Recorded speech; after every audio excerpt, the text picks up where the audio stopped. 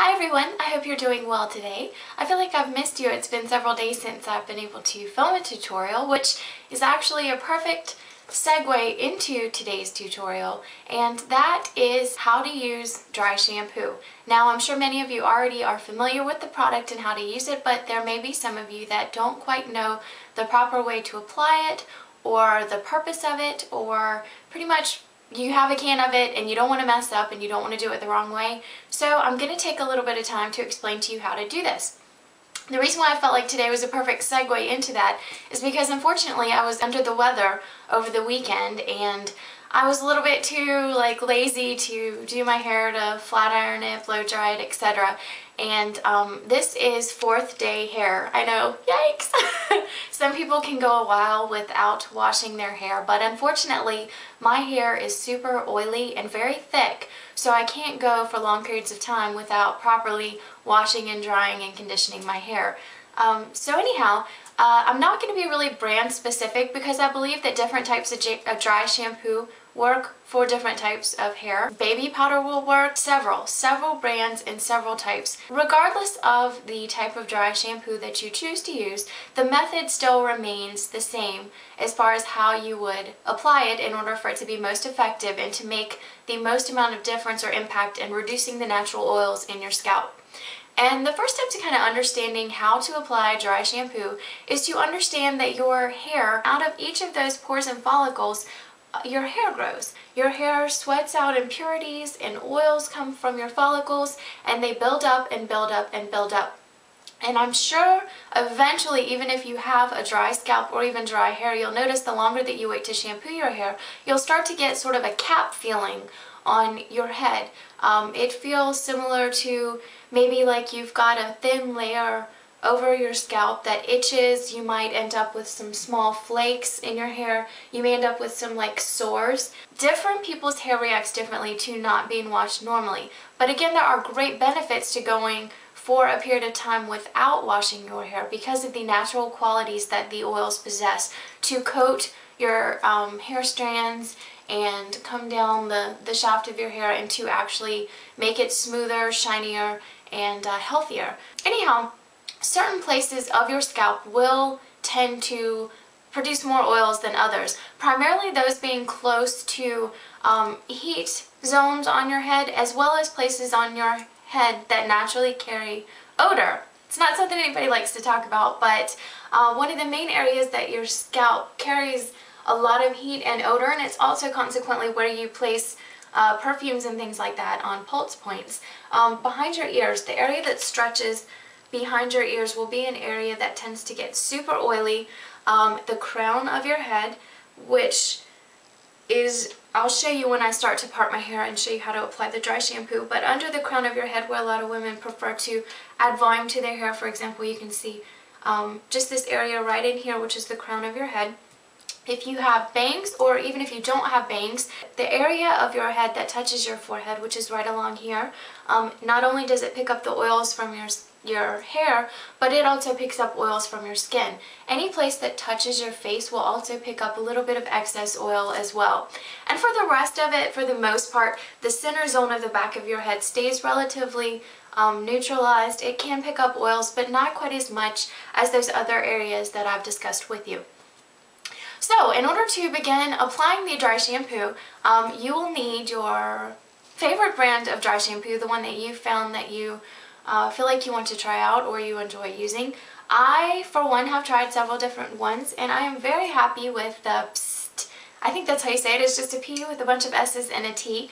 This can be picked up pretty much anywhere. It's pretty universal as far as the location. It's not very expensive. And one thing I love about this is that it doesn't smell, for lack of a better word, it doesn't smell sort of like a feminine hygiene type product. It smells very clean, it smells fresh, it doesn't smell powdery, which I don't like the smell of baby powder very much, but it does smell like fresh, clean hair with a slight hint of floral, but not overpowering or really generic smelling or really gross smelling. It actually smells really well.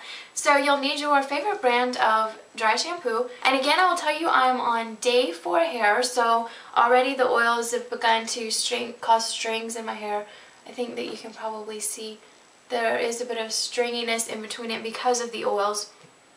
And I will go ahead and run through how I use dry shampoo. Now again, it's different for everyone depending on your hair, depending on your hair type, but these are just the basics to help you make sure that you get a decent application from your dry shampoo. First, you definitely want to shake up the product. The product tends to separate, and what dry shampoo is essentially is a powder-based formula that is delivered with a liquid air propellant mix. And the powder in the dry shampoo clings to your hair roots and helps absorb the excess oils that have formed. So you shake that up really good and well. I'm going to be kind of turning a little bit to help show you what I do. But the first area, and this goes really, really quickly. It's going to seem a little bit slower because I am taking the time to explain what I'm doing. But what you're going to do first is you're going to take and you're going to go from the base of your ears, which I was telling you where you get that excess oil, and you're going to create a part. Whether you use a comb or your hands is fine, but you're going to get that part, and you'll see it goes straight across. Doesn't have to be perfect, but this bottom layer right here tends to be a part of your hair that people do see a lot whenever you are maybe turning, or if you flip your hair, or even if you wear a ponytail. So you want to make sure you coat the bottom area of your hair really well with your dry shampoo.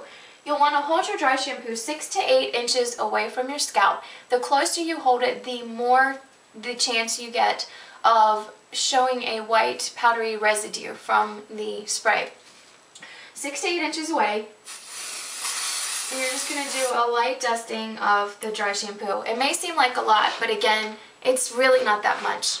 So you've done your first application. Now you don't have to go layer by layer through your hair to be able to take care of the oils. You just hit the key areas like I was explaining, and that will make an overall difference. Next, what you'll want to do is basically from the center. Now we've basically parted from the bottom part of our ear. We're going to part from the center of our ear, and we're going to go upwards towards the crown of our head. Center of the ear upwards towards the crown of your head, and I think you can see center of the ear towards the crown of the head, which will be up this way, and that'll create a nice little part right here.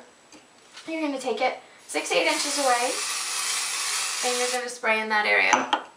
Alright, notice I'm not actually brushing through my hair right away, because a lot of people think that as soon as you spray it, in order to combat the white residue that you might get, you need to immediately brush your hair.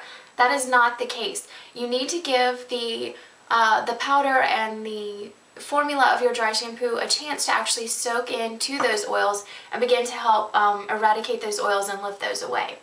So we've parted from the back of the ear, the mid-ear. Now we're going to go from the top of the ear up. And you'll notice once you get into this area, you can see the separation of your hair from the oils. You're going to 6 to 8 inches away again. You're just going to spray this area really well with your roots lifted. Alright, and you can see there's a slight whitish cast, but it is nowhere near as bad as some of the products out there. So I'm actually going to rush really quickly through the parts on this side. I'll be doing the same exact thing. Alright, now the other areas that you're going to want to do, especially if you tend to tease the crown of your hair or the upper section of your hair, is you're going to want to make 2 parts on the top of your head. And basically, one is going to fall about right here at the widest point of your head. If you were to look down and follow your head around like this, it would actually be the top sort of cap or the widest point of your head. So you'll just basically take and you'll split. And mind you, like I said, you can use a comb, but I'm so used to doing this with my hands that you get pretty proficient at doing it with your hands.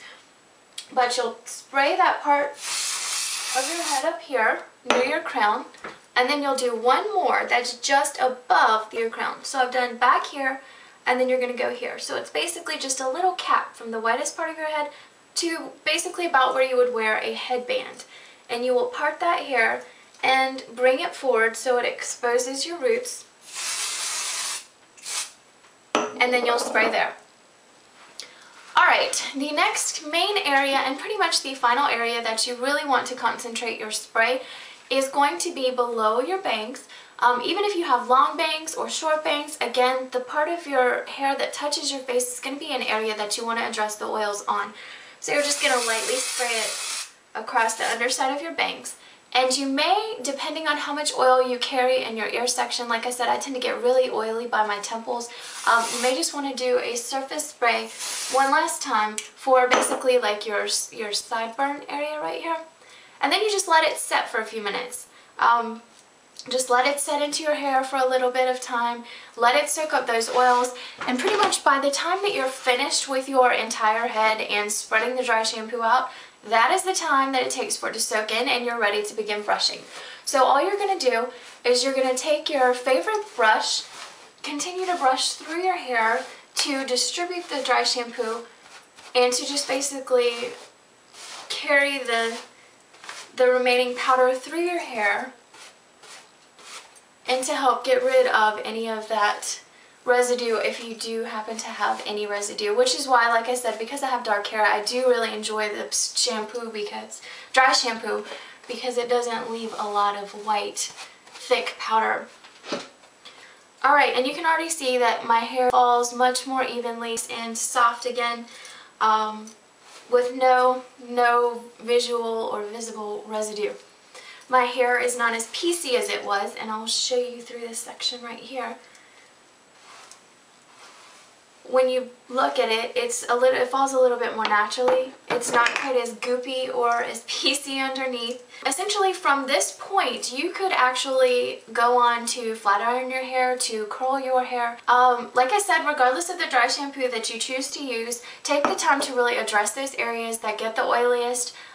Take the time to brush through it thoroughly after you're completed, and I think from just what you can see how bouncy and shiny that my hair is again, that is from the natural oils in my hair, but also my roots don't feel like they're capped to my head, and I could easily get through today, be it work or going out, without feeling like I have a grease ball on my head. So anyhow, go about styling your hair and know that your hair feels clean, even though it's your little secret that it's not. So hopefully this tutorial has helped you in some way, and I just wanted to thank you for taking the time to visit my channel, and I will see you guys in my next video. Bye!